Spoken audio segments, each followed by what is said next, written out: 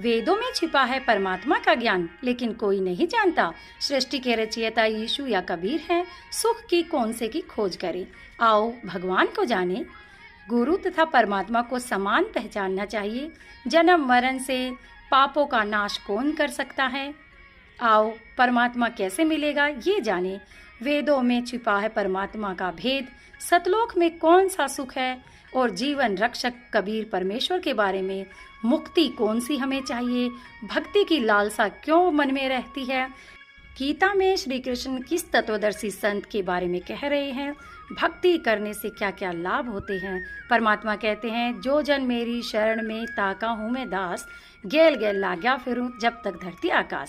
सभी प्रश्नवाचक चिन्ह हटाने के लिए अवश्य सुनिए जगत गुरु तत्वदर्शी संत रामपाल जी महाराज के अनमोल अमृत वचन, सभी शास्त्रों के आधार पर सत साहिब।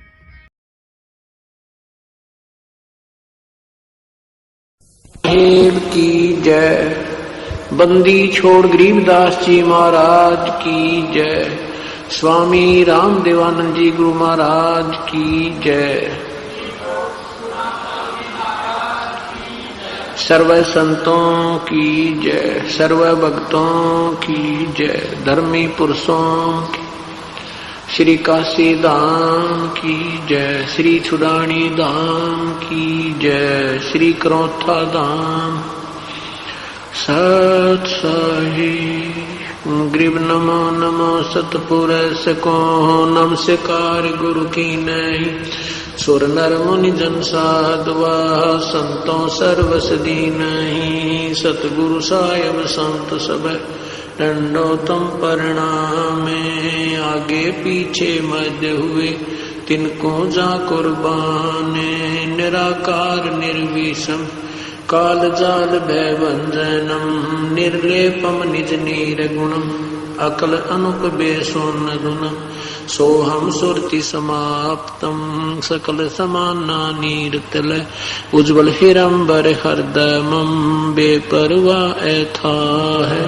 वार पार नहीं मध्य तम ग्रीब जो सुमर सिद्ध होई। गणनायक गलताना करो अनुग्रह सोई।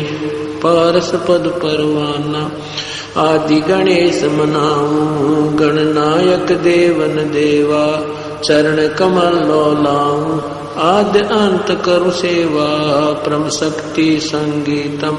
रिद्धि सिद्धि दाता सोई अवगत गुण अतीतम।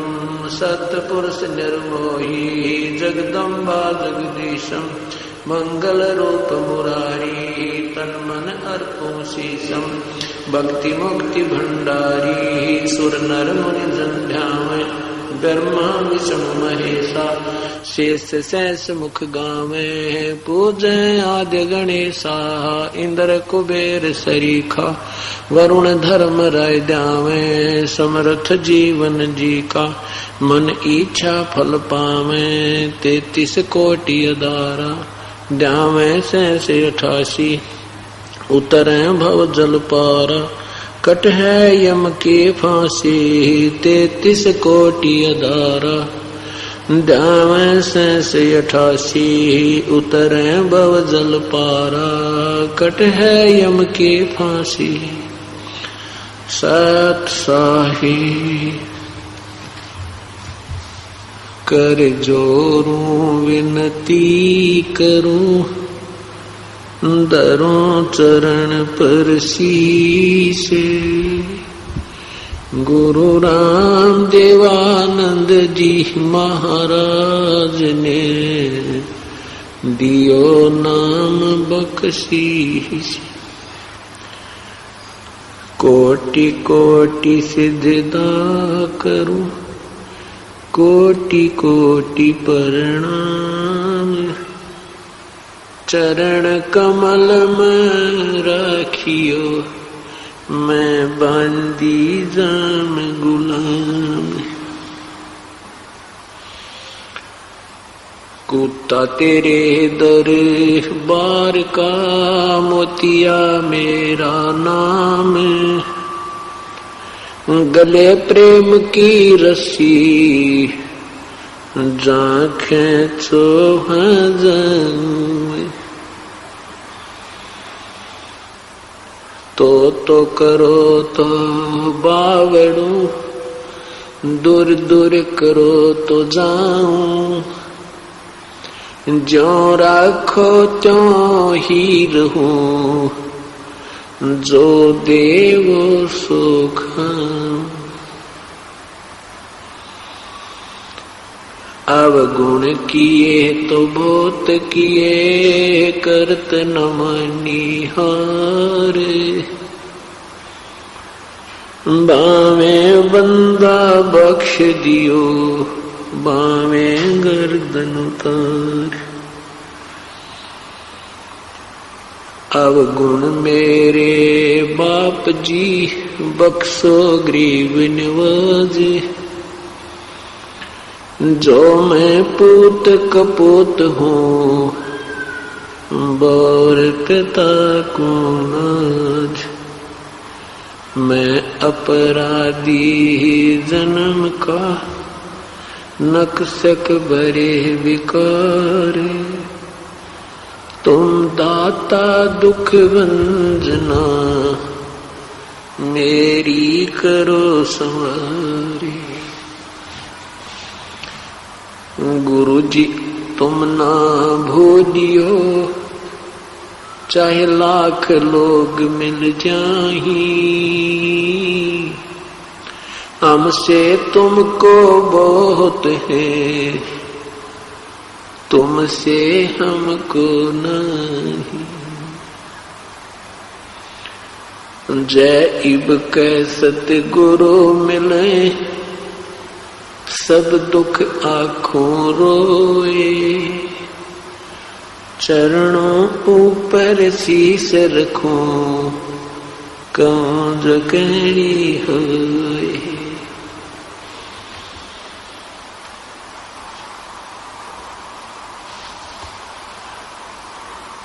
पूर्ण ब्रह्म कृपा निदान, सुन के सो करता रे,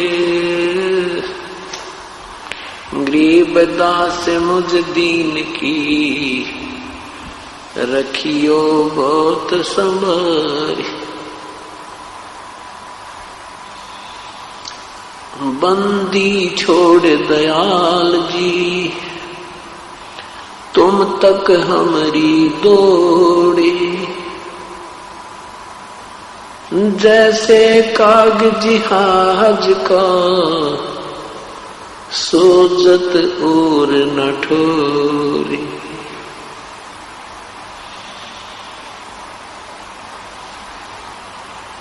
कबीर ये तन विष की बेलड़ी, गुरु अमृत की खानी, शीस दिए जो गुरु मिले, तो भी सस्ता जान। 7 द्वीप 9 खंड में, गुरु से बड़ा ना कोई, करता करे न कर सके, गुरु करे सो होवे। गुरु मानुष कर जानते, ते नर कइये अंधे, ओए दुखी संसार में, आग काल के फंदे। गुरु गोविंद दोनों खड़े, काके लागू पाए, बलिहारी गुरु आपनो, जिन गोविंद दियो मिलाए।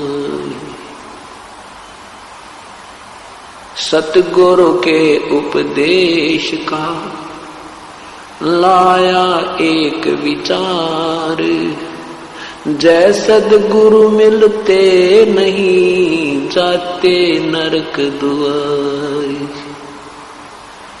यम द्वार में दूत सब, करते खेचा तान, उनसे कबो नहीं छूटता, फिर फिरता चारों खानी। कबीर 4 खानी में भ्रमता, कब हुन लगता पारे। सो फेरा सब मिट गया मेरे सतगुरु के उपकारे। सात समुद्र की मसी करूं, लेखनी करूं बन राय। धरती का कागज करूं, गुरु गुण लिखा न जाए। सिर साटे की भक्ति है और कछु नहीं बात। सिर के साटे पाइयो, अवगत अलख अनाथ। ग्रीव शीस तुम्हारा जाएगा, कर सतगुरु की भेंट। नाम निरंतर लीजियो, यम की लगे ना फेंट।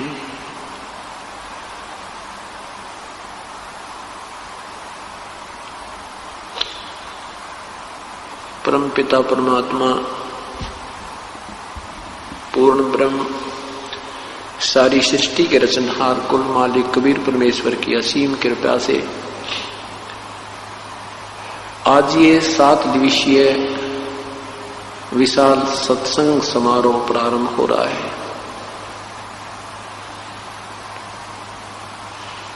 28 सितंबर सन 2005 का यह शुभ दिन उन्हीं पुण्यात्माओं को प्राप्त होगा जो परमेश्वर की कृपा पात्र हैं।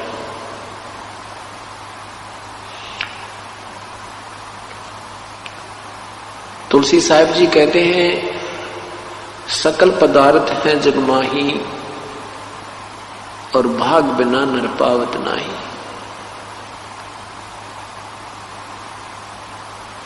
सत्संग केंद्र वे पुण्यात्मा आते हैं जिनके पूर्व जन्मों के संस्कार, शुभ संस्कार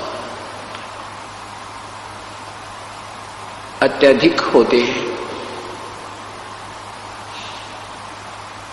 मात पिता मिल जावेंगे,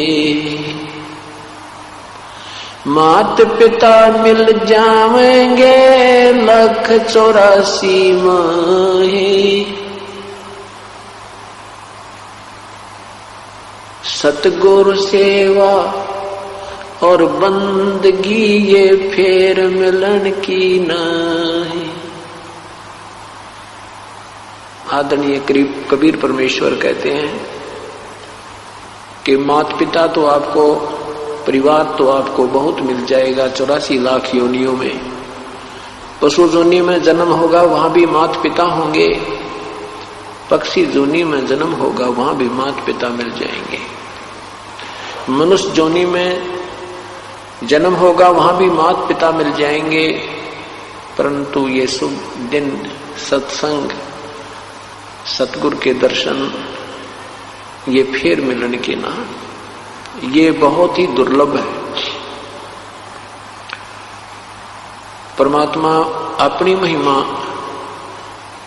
आप ही सुनाते हैं, आप ही एक दास का रोल करते हैं, आप ही एक भक्त बनते हैं, आप ही संत बनते हैं, स्वयं ही प्रभु का भी रोल स्वयं ही करते हैं। कहते हैं कबीर राम बुलावा भेजिया, दिया कबीरा रो। जो सुख है सत्संग में, वो बैकुंठ में न हो। संत के जो संग में जो सुख है वो स्वर्ग में भी नहीं है। स्वर्ग क्या है? स्वर्ग भी एक स्थान है, एक पृथ्वी है। जैसा ये पृथ्वी लोक है ऐसा ही एक स्वर्ग लोक है। वहां पर वो पुण्य आत्मा रहती हैं जिनके अच्छे भक्ति कर्म हैं, भक्ति संस्कार हैं, पुण्य कर्म ज्यादा हैं। जैसे कोई अच्छी शिक्षा ग्रहण बच्चा कर लेता है, वो उच्च पोस्ट प्राप्त करता है, अच्छी पोस्ट प्राप्त करके फिर उसकी रहने सहने की सारी सुविधाएं अन्य नागरिकों से भिन्न होती है, अच्छी होती है।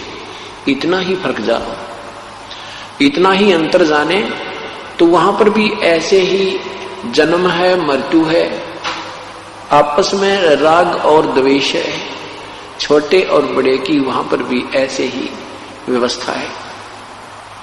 तो परमात्मा कहते हैं अभी तक आप स्वर्ग ही क्या करते थे।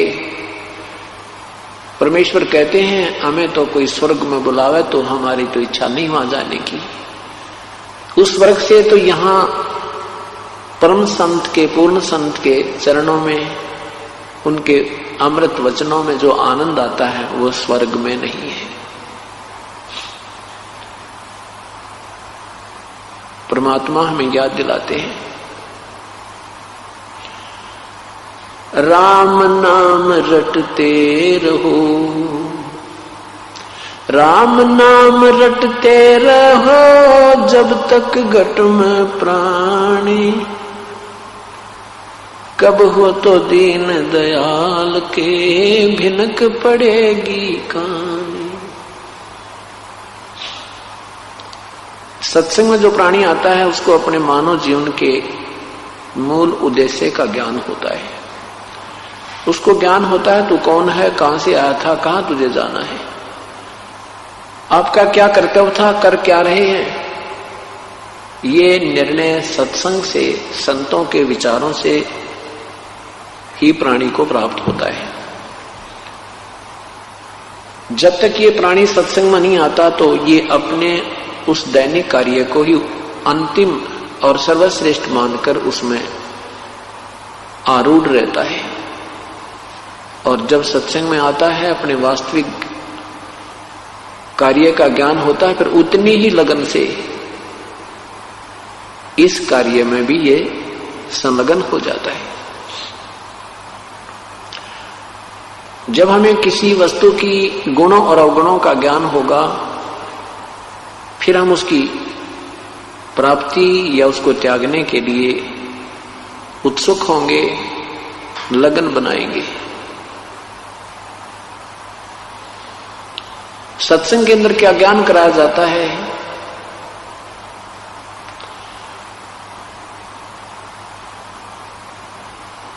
कबीर लूट सको तो लूटियो, राम नाम की लूटे, पीछे फिर पछताओगे, प्राण जहांगे छूटे।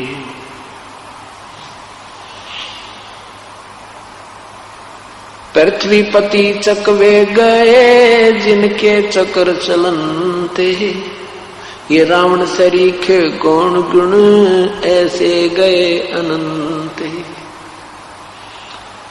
क्या याद दिलाते हैं कि लूट सको तो लूट लो, ये राम नाम की लूट, पीछे फिर पछताओगे, प्राण जाएंगे छूटे। सत्संग में आने से पूर्व हम केवल माया की लूटने में लगे रहते थे। एक कोठी बना ली, दूसरी की तैयारी कर दी, एक फैक्ट्री लगा ली, दूसरी का जुगाड़ और जोड़ने लग जाते हैं। एक मंजिल बना ली कोठी की, फिर दूसरी बना लें, तीसरी बना लें, चौथी बना लें। एक प्लाट ले लिया, 2 ले लें, 3 ले लें, कोई सब्र ही नहीं, कोई संतोष ही नहीं है। अभी आपने सुना होगा अमेरिका में एक तूफान आया, समुद्री तूफान। उसकी पूर्व सूचना पाकर नागरिक अपनी गाड़ियां ले लेकर, अपनी बसों पकड़ के सब जोड़े जाड़े उन बड़े बुढ़ाए मकानों को, 6-6, 8-8, 10-10 मंजिल की उन कोठियों को छोड़कर और भाग रहे हैं। तो परमात्मा कहते हैं ये तो क्या है, आप पूरी पृथ्वीपति यानी पूरी पृथ्वी के राजा भी बने, और वो भी ऐसे ही त्याग कर, छोड़कर भाग गए, चले गए।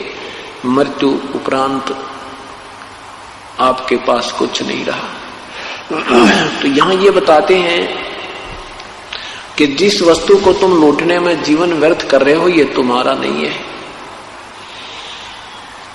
सन 2000 में 26 जनवरी सन 2000 के अंदर के दिन हिंदुस्तान में गणतंत्र दिवस की तैयारी हो रही थी और गुजरात के अंदर एक भयंकर भूकंप आया जिसमें लाखों लोगों की जान गई और 1-2 मिनट पहले उनको पता नहीं था कि आज तुम्हारे ऊपर क्या कहर टूटने वाला है। जिन मकानों और इमारतों को मंजिलों को बनाते बनाते सारी जीवन चलाएगा, पीढ़ी लगी थी, 2-2, 3-3 पीढ़ियां लगी थी, उन्हीं के नीचे समाप्त हो गई। ये परमात्मा याद दिलाते हैं, झूठे सुख को सुख कहे तो मान रहा मन मोदे, ये सकल चबीना काल का भाई, कुछ मुख में कुछ गोदे, नहीं भरोसा देही का ये विनस जावे छिन्मयी, श्वास उसास नाम जपो भाई और यतन कछु नाही, श्वास उसास नाम जपो व्यर्थ श्वास मत खो, ना जाने इस श्वास को आवन हो कि न हो। एक व्यक्ति अपनी कन्या की शादी के लिए हिसार से दिल्ली जा रहा था। शादी के लड़की की शादी के लिए सामान लाने के लिए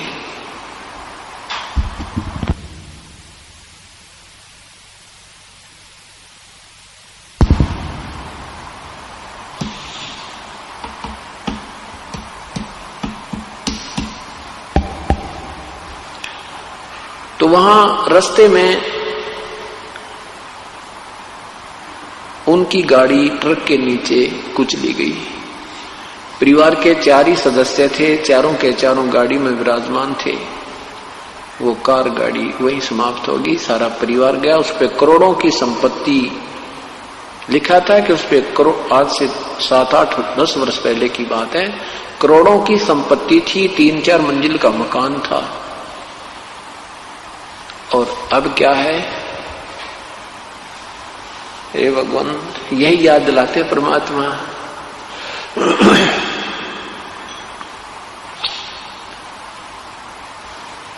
कहाँ जन्मे का पाड़े पोसे, कहाँ लड़ाए लाडे, ना बेरा इस देह के, कहाँ खड़ेंगे हाडे। परमात्मा याद दिलाते, नादानो भगवान मत बोलो, इस शरीर का ना जाने कहाँ अंत होगा। जिस वस्तु को तुम अपना मान बैठे हो ये आपकी नहीं है। ये तो आपने थोड़ी सी सुविधा बनानी थी, गर्मी और सर्दी से बचने के लिए एक मकान बना ले, 2 कमरे बना ले, 3 बना ले, कोई बात नहीं, जब झोंपड़ी डाल ले। उद्देश्य केवल इतना ही है कि आपत्ति से बचकर अपनी भक्ति करें, इस शरीर की सुरक्षा रखें जब तक ये श्वास प्रभु ने दिए हैं, और साथ में प्रभु को याद करें। हम वो प्रभु की याद बोलिए, क्या बताते हैं, उधर बीच पोषण किया, उधर बीच पोषण किया, खान पान तो को दिया, उधर बीच अनुपानी, ती समर्थ की बंदगी अब भूल गया शैतानी। जिस परमेश्वर ने तेरी व्यवस्था मां के गर्भ में भी आहार की, जहां पर संसारिक कोई भी नातीदार आपकी मदद नहीं कर सकता था, तेरा वास्तविक नाती त्वमेव माता च पिता, त्वमेव बंधु च सखा, त्वमेव सर्व मम देव देव।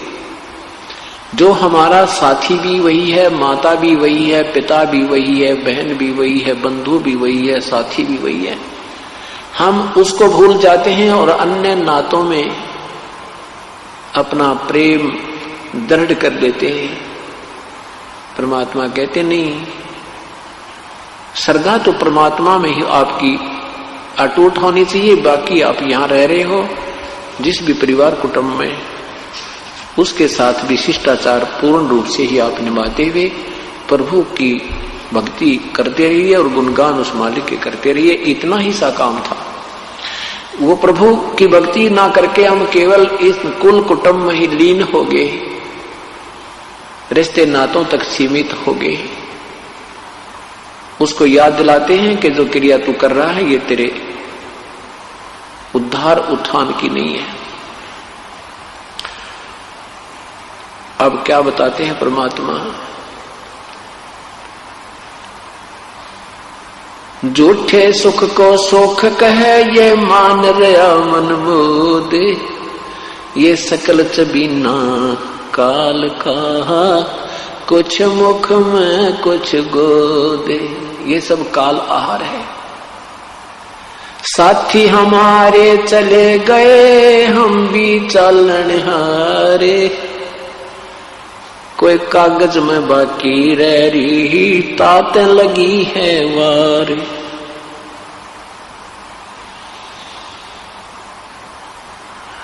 क्या बताते परमात्मा,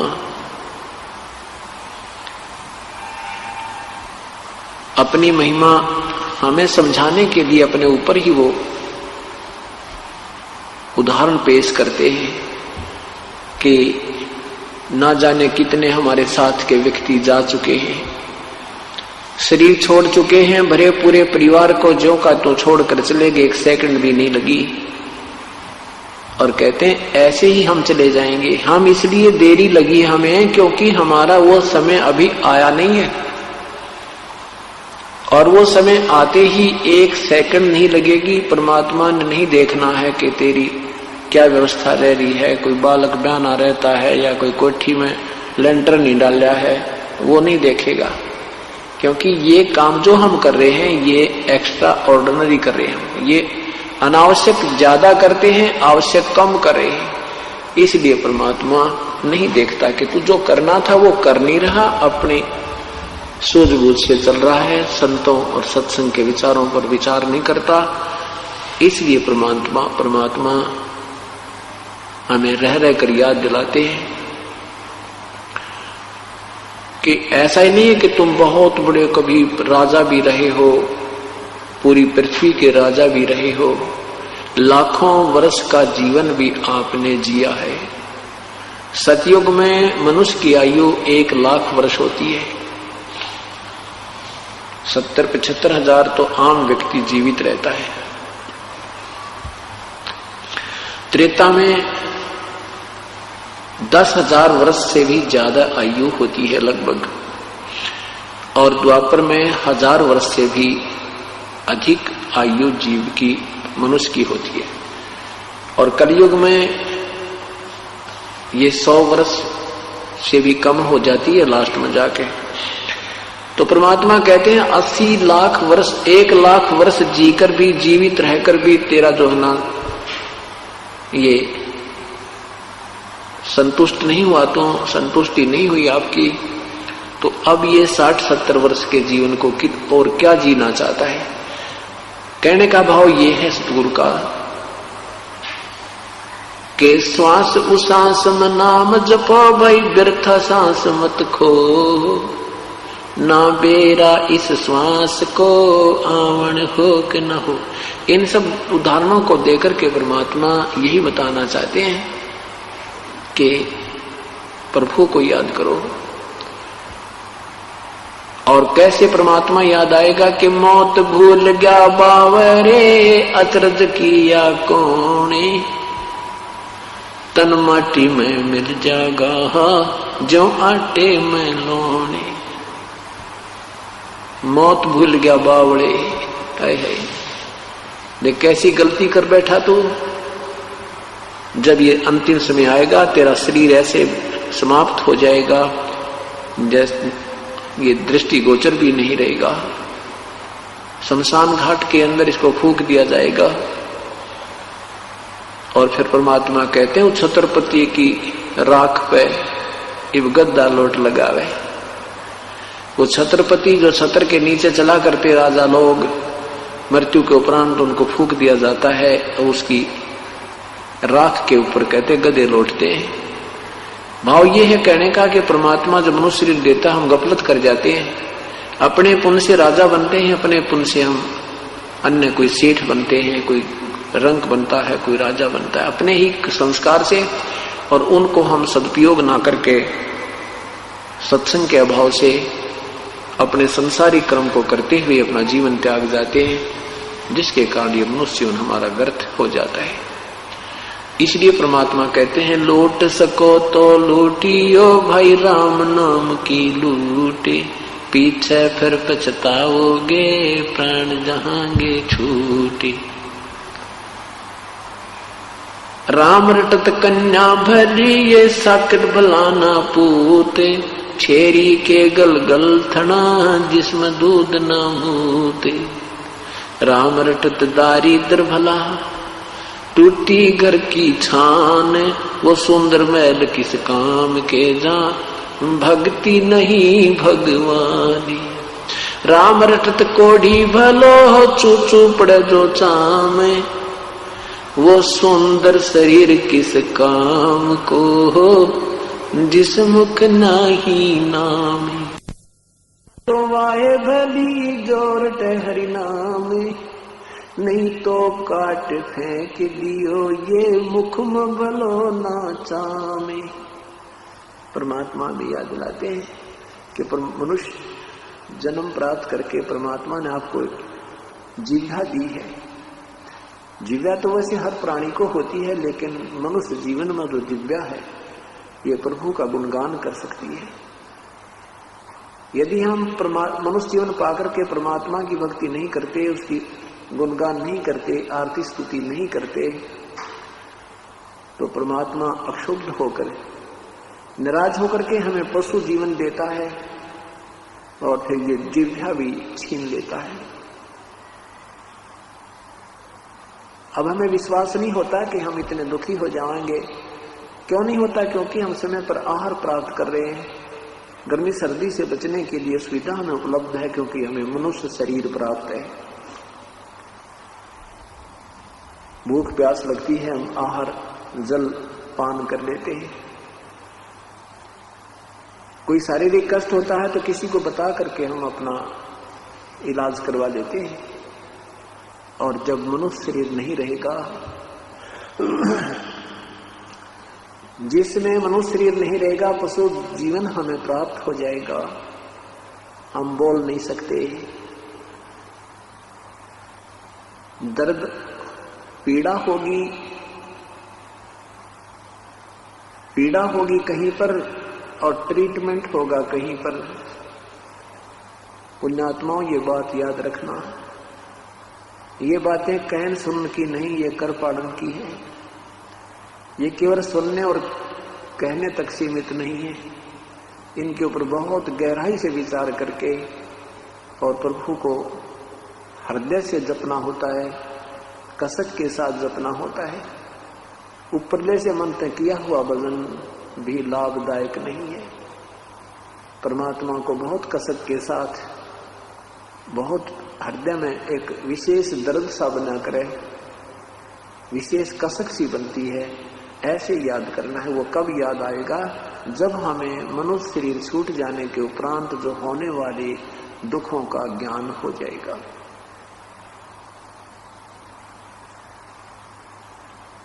वो कैसे होगा? ये मनुष्य शरीर में कितनी सुविधा है। जब चाहे हम आहार करते हैं, जब चाहे हम पानी पी लेते हैं। कोई मानसिक परेशानी भी होती है तो अपने किसी नाती को कहकर हल्का कर लेते हैं, उसका समाधान करवा लेते हैं। कोई पीड़ा है तो उसका हम दर्द, कोई गोली वगैरह लेकर के डॉक्टर से इलाज करवा देते हैं। और प्रभु की भक्ति ना करने के कारण फिर हम क्या बनेंगे? नर से तू पशुआ की जय गद्धा बैल बनाई, ये 56 भोग कहाँ मन बोरे, कहीं कुरडी चढ़ने जाई। परमात्मा की भक्ति ना करने से कहते नर से फिर तो गधा या बैल बनेगा, और ये 56 भोग कहाँ मन बोरे, ये सुंदर आहार नहीं नादान, फिर कहीं कुरडी चढ़ने जाए। फिर पीछे तो पशुआ की जय दीज बैल बनाए, चार पहर जंगल में डोले तेरा तो ना पेट भरे। कंध है जुआ जो तय कुआ कौंदों का भुस खाए।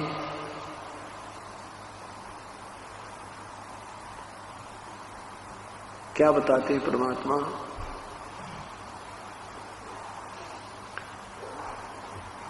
कि मनुष्य शरीर आपका नहीं रहेगा, उसके उपरांत भक्तिहीन प्राणी पशु बनेगा, बैल बनेगा। बैल की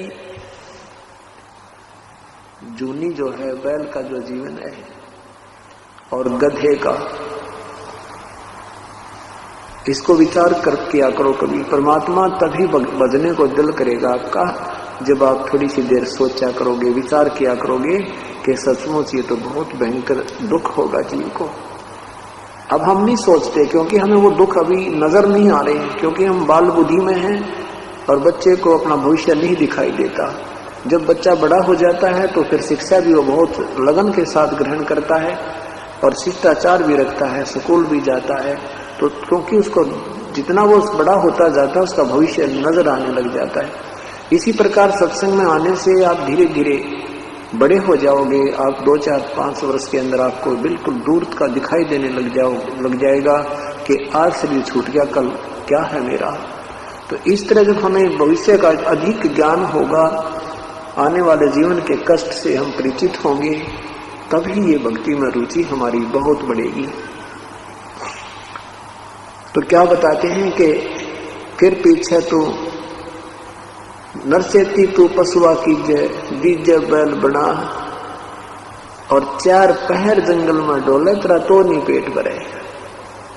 बैल को हाली जो है खेत में ले जाता है, आसपास हरा भरा आहार होता है, और 1 घंटा बैल जब चल देता है अपने हल में, उसको बहुत जोर की भूख लगती है। साथ में आहार है, वो आहार नहीं कर सकता, उसको बहुत जबरदस्त भूख लगी होती है, क्योंकि उसकी नाक में नाथ डल गई है। रस्से से रस्सा और कंट्रोलर रस्से का अलग अपने हाथ में उसको लिए हुए, हाथ में लठ ले रखा है। जरा सा भी इधर उधर वो खाने की चेष्टा करता है हरी हरी खेती को, तो किसान उसको खाने नहीं देता। आंखों से पानी गिर रहा है, पेट में दर्द है, बता नहीं सकता वो पशु। पैर में कोई कील लग जाती है, वो नहीं बता सकता मुझे कहां पीड़ा है। एक समय की बात है, इस दास का जन्म किसान परिवार में हुआ। अब वो बातें याद आती हैं, उस प्राणी का, उस बैल का वो जीवन अब याद आता है, तो काफी देर रोने को दिल करता है। ये परमात्मा, जब वो बैल मनुष्य था, उस नादान ने सोचा भी नहीं होगा कि सचमुच इतना भयंकर दुख होता है। एक बैल था, उस हाली बैलों को लेकर के सुबह सुबह मुंह अंधेरे जाया करते थे, जब विशेष बिजाई का समय होता है। उस बैल के पिछले पैर के खुरों के बीच में एक 1.5 इंच लंबी लगभग कील थी, वो उसमें खुरों के बीच में लगी।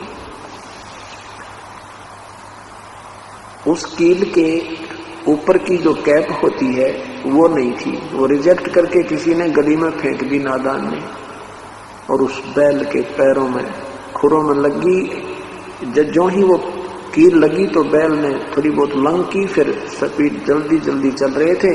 2-4 बार कदम रखने से वो रोड़े राड़े लग कर अंदर घुस गई। तो हाली ने सोचा कि कई बार किसी रोड़े पर पैर रखने से बैल की नस पे नस चढ़ जाती है और वो चलने से ही ठीक होती है, इसलिए उसने रुकने नहीं दिया। खेत में भी, हल में भी जोते रखा। ऐसे लंग करते करते वो शाम को वापस आया तो वो पैर एक जमीन पर नहीं टिक रहा था। आते ही बैल बैठ गया, चारा भी नहीं चरा उसने, और सुबह देखा तो उसके पूरे पैर पे सोजिश आई हुई है। कोई वैद्य बुलाया, ऐसे गांव में ऐसे वैद्य होते थे, उसने आकर देखा कि घुटने पर सोजिश आई हुई थी। घुटने के ऊपर गर्म पट्टी बांधनी शुरू कर दी, कोई पत्ते वत्ते गर्म करके कहा इसके गोड्डे में बा आ गया, इसके घुटने में कोई बा आया है और जिस कारण से इसको पीड़ा हो रही है, हो जाएगा ठीक। 1 महीने तक उसके घुटने के ऊपर पट्टी बांधते रहे, कील लगी है खुरों में और ट्रीटमेंट हो रहा है घुटने का। वो बोल के बता नहीं पा रहा है कि मुझे कहां पीड़ा है। 1 महीने के बाद वो अपने आप कील लगा जख्म पक के फूट के उसमें रेसा निकला, उसमें से वो मवाद निकलने लगा। जब देखा तेरे की इसके तो खुरों के बीच में कोई चीज लगी थी जिसके कारण पशु दुखी हो रहा था, फिर वो निकाली, 1.5 इंच लंबी कील थी। उसके बाद वो बैल धीरे धीरे स्वस्थ हुआ, वो आहार करने लगा। अब वो बातें याद आती हैं, वो नादान जो मनुष्य शरीर में था उसने सोचा भी ना होगा, या बात बिगड़ जाती है। अब संत हमें बार बार संदेश देते हैं, सतमार्ग बताते हैं, वो कोई हमारे उन्हें कोई स्वार्थ नहीं था। आदमी गरीबदास साहिब कहते हैं, गरीबदास सौगंध साहिब की, मन भगवान की कसम आपकी भक्ति बिना बहुत दुर्गति होगी, आपकी बहुत दुर्गति हो जाएगी। भजन कर राम दुहाई रे, भजन कर राम दुहाई रे, भजन कर राम दुहाई रे, भजन कर राम दुहाई रे, जन्म अनमोली तुझे दिया नर देही पाई रे, इस देही को देवता लोचते सुरनर मुनि भाई रे, भक्ति करे भवजल तरे सतगुर शरणाई रे।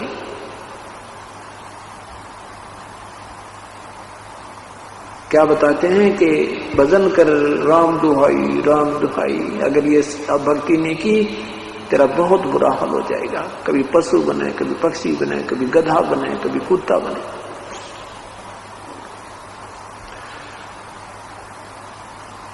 क्योंकि हम बालक हैं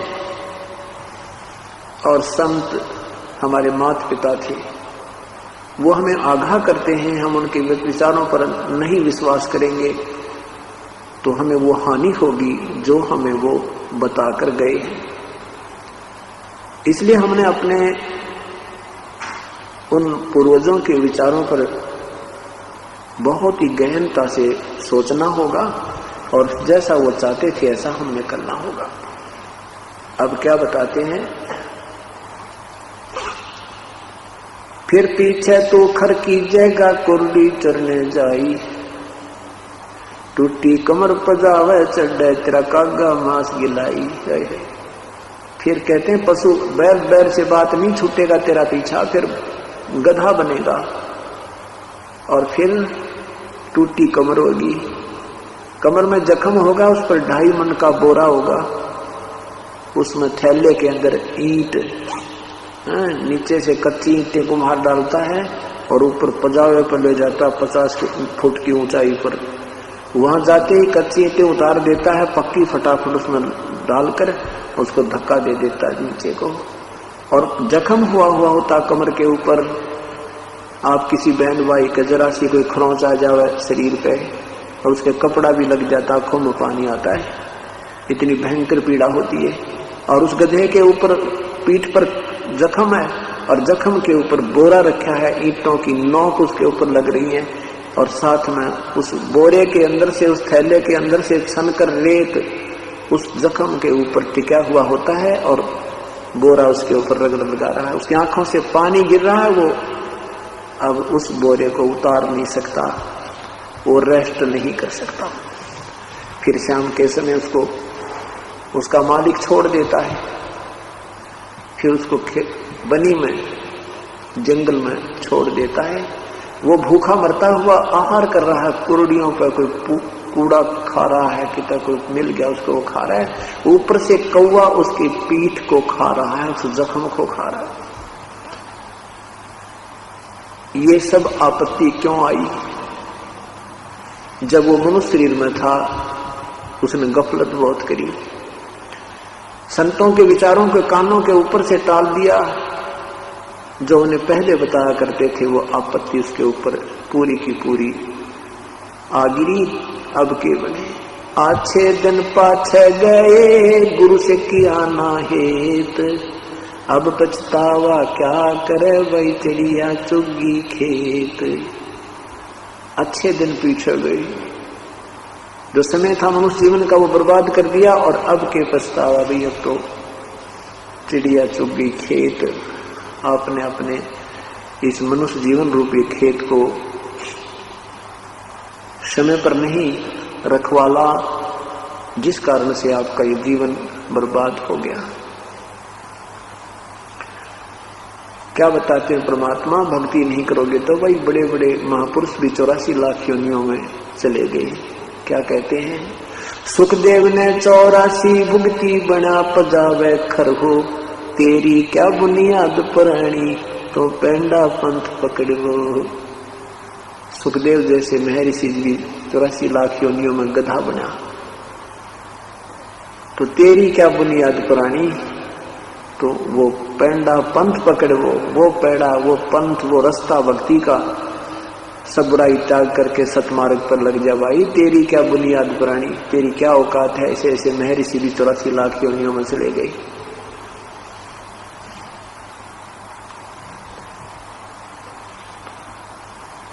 क्या बताते हैं भगवान, यो सौदा फिर नहीं संतो, ये सौदा फिर नहीं, यो सौदा फिर नहीं संतो, लोहे जैसा ताव जाते है, लोहे जैसा ताव जाते है, काया दे सराही संतो, यो सौदा फिर नहीं, यो सौदा फिर नहीं संतो, यो सौदा फिर नहीं। 3 लोक और भवन चतुर्दश, 3 लोक और भवन चतुर्दश, सब जग सौदे आई संतो, यो सौदा फिर नहीं, यो सौदा फिर नहीं संतो, यो सौदा फिर नहीं। दुगने तिगने किए चौगने, दुगने तिगने किए चौगने, किन्हू मूल गवाही संतो, यो सौदा फिर नाही, यो सौदा फिर नाही संतो, यो सौदा फिर नाही।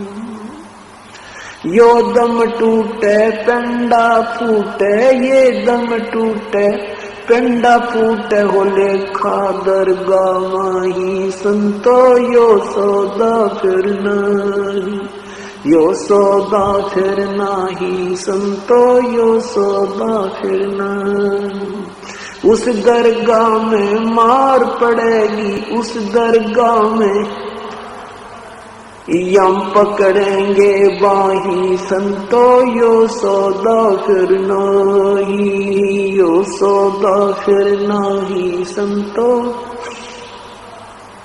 जा दिन की मोहे डरनी लग, जा दिन की मोहे डरनी लग, लज्जा रे अक नाही रे संतो, यो सौदा फिर नाही, यो सौदा फिर नाही संतो, यो सौदा फिर नाही।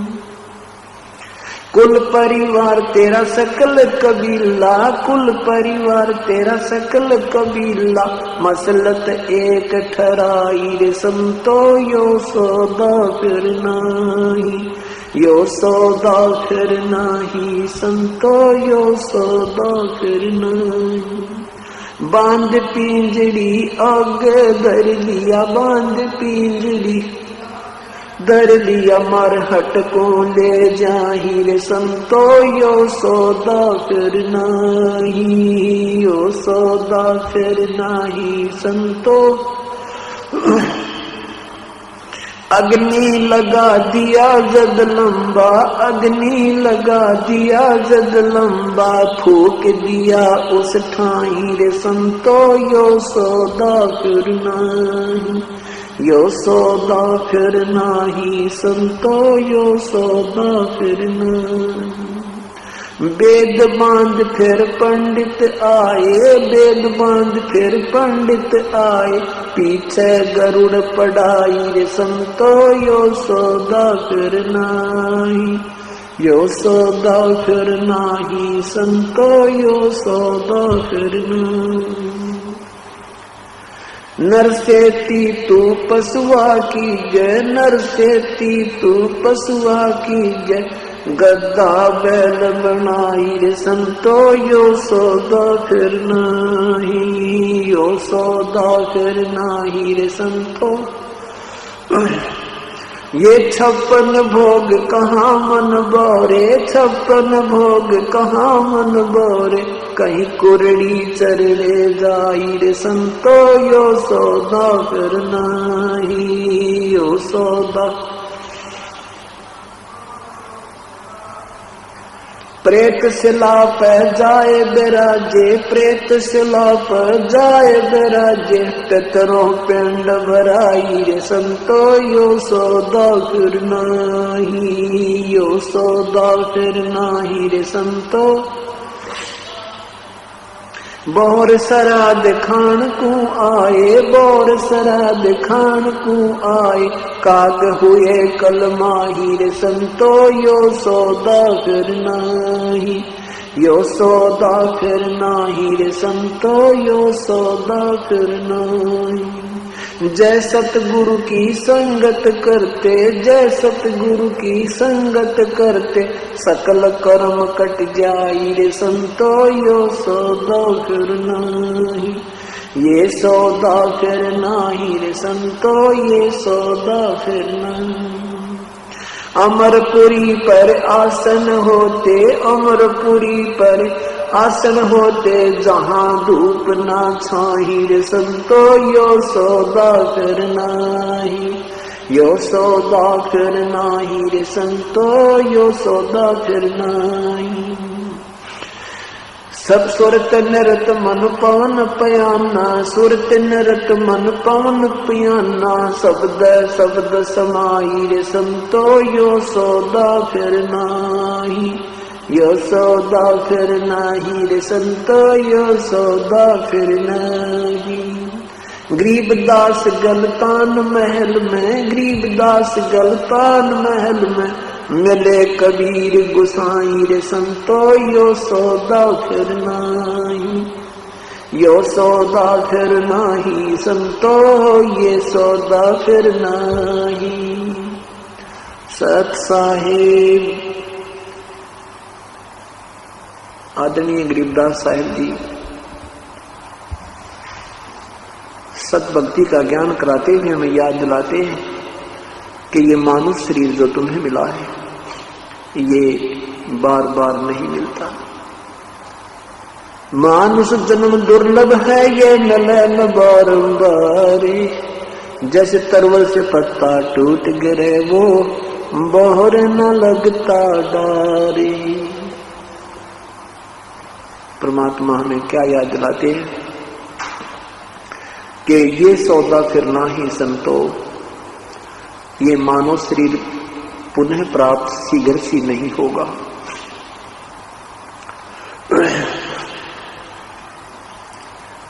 और मानव शरीर मिल गया तो संत नहीं मिलते, सत्संग नहीं मिलता, सत्संग मिल जाता है तो परम संत नहीं मिलते।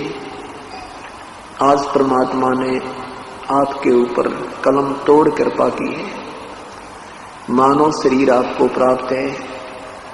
वो सत ज्ञान, तत्व ज्ञान और सत भक्ति प्रभु की प्राप्त है जो ऋषियों को भी उपलब्ध नहीं हुई। परमात्मा ने आपके ऊपर मेहर करने में कोई कसर नहीं छोड़ी। अब अगर कसर रहेगी, कोई त्रुटि है तो अपनी ही क्रिया और साधना में रहेगी, उसके लिए हम स्वयं ही दोषी होंगे। परमात्मा ने कैसी मेहर की है, मानव शरीर प्राप्त है और ये तत्व ज्ञान और साथ में यथार्थ भक्ति विधि आपको प्राप्त होगी। तो अब क्या बताते हैं कि समझा है तो सर दर पांव, बहुर नहीं रे ऐसा दाव। यदि आपके ये विचार समझ में आ जाते हैं कि मनुष्य शरीर बार बार नहीं मिलता, मनुष्य शरीर मिल जाता है तो संत नहीं मिलते, ये ज्ञान नहीं मिलता, ये भक्ति विधि नहीं मिलती, और ये जिस दिन आपकी ये समझ में आ जाएगी, कहते हैं फिर तो समझा है तो सिर दर पांव, सिर पे पांव रखना, बहुत स्पीड से दौड़ना, जैसे कोई आपत्ति काल में प्राणी भागता है, इतनी लगन से आप प्रभु की सेवा में, सिमरन में, सत्संग श्रवण में इतनी चेष्टा करो। कहते समझा है तो सिर दर पांव बहुर नहीं रे, ऐसा दाव, ये दाव लग गया हमारा। दाव मीन कभी कभी चांस सुअवसर प्राप्त होता है, मौका सा लगता है, ये दाव लग गया है। तो क्या बताते हैं कि लोहे के सा ताव जात है ये काया देश राही। जैसे लोहे को गर्म किया जाता है और गर्म करते ही तुरंत ही उस पर जब वो बिल्कुल ताव होता है, उसका पूर्ण रूप से वो गर्म होता है, उसी समय उसके ऊपर कोई चोट लगा दी जाती है तो हम वो वस्तु बना सकते हैं जिसके लिए वो गर्म किया गया था। और जरा सा भी ठंडा हो जाएगा तो चाहे पूरे घन के को उसके ऊपर कूट कूट कर समाप्त कर दें, वो चीज नहीं बनेगी, वो वस्तु नहीं बनेगी ठंडे लोहे में। इसलिए ये लोहे जैसा ताव या मनुष्य शरीर ये गर्म लोहा है। इसमें अंतिम श्वास में भी अगर परम संत से आपको उपदेश मिल गया, उसका भी उस रेशों में लाभ आपको अवश्य प्राप्त होगा, उस औसत में अवश्य लाभ प्राप्त होगा। और जिनको अच्छा समय मिल जाता है, धनभाग्य है वो। तो क्या बताते हैं कि लोहे के सा ताव जात है काया देश राही, ये लोहे जैसा ताव जा रहा है। मनुष्य ही रहते यदि सत भक्ति पूर्ण संत से प्राप्त नहीं हुई तो आपका जीवन व्यर्थ हो जाएगा। जैसे लोहा ठंडा हो जाता है, फिर उसके ऊपर कोई भी किसी प्रकार की क्रिया नहीं बन सकती, उसको पुनः ही गर्म किया जाता है। तो यहां परमात्मा हमें याद दिलाते हैं कि 3 लोक और भवन चतुर्दश सब जग सौदय आही। यहां सभी इस पृथ्वी और स्वर्गलोक आदि के जितने भी प्राणी हैं वो सब सौदा ही किए, उन्होंने सब सौदा किया है। सौदा मीन व्यापार किया है।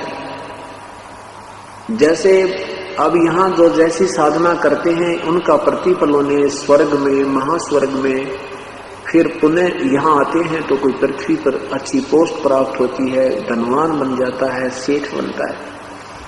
तो परमात्मा कहते हैं 3 लोक और भवन चतुर्दश सब जग सौदय आही। भाई दुगने तिगने किए चौगने किसी ने मूल गवाही। जो पुण्यात्मा समझदार हैं उन्होंने तो अपने इस मनुष्य जीवन से दुगना तिगना चौगनी पूंजी बना ली। जैसे ये श्वास हमें मिले हैं, गिनती के मिले हैं। इन श्वासों के आधार से हमारा समय अपने आप निर्धारित होता है। श्वास रूपी पूंजी हमें जितनी मिली है, इससे हमने परमात्मा की भक्ति सिमरन सेवा करके इससे दुगना तिगना चौगुना धन इकट्ठा करना था। जैसे किसी के पास 2 लाख रुपए हो,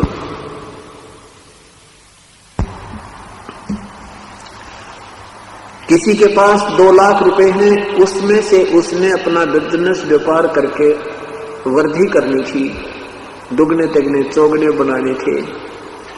और जो अनजान उस 2 लाख रुपए में से गुटी लावे, बीड़ी पीवे, सिगरेट पीवे, सिनेमा देखे, खावर सो जावे, उसकी वह पूंजी समाप्त हो जाती है, वो निर्धन बन जाता है। ऐसे ही श्वास रूपी पूंजी मनुष्य जीवन में जो प्राप्त प्राणी को हो चुकी है, इससे जो दुगने तिगने चौगने नहीं कर रहे, अर्थात सत भक्ति सत्संग में नहीं आते, पूर्ण संत से उपदेश प्राप्त नहीं है, वो अपनी मूल पूंजी को व्यर्थ कर रहे।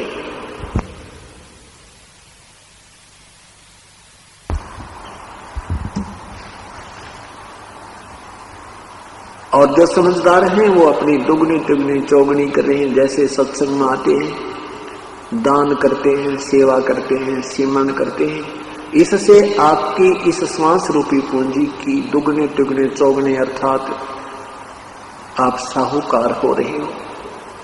और जो ऐसा नहीं कर रहे, गुटीला में सो जाए, दिन में गप्पे मारे, ताश खेलें, कि तो राजनीति में थूक बिलोते रहते हैं सारा दिन, परमात्मा कहते हैं वो अपना मूल पूंजी को व्यर्थ कर रहे हैं, वो मूल गंवा रहे हैं, मूल धन को व्यर्थ कर रहे हैं।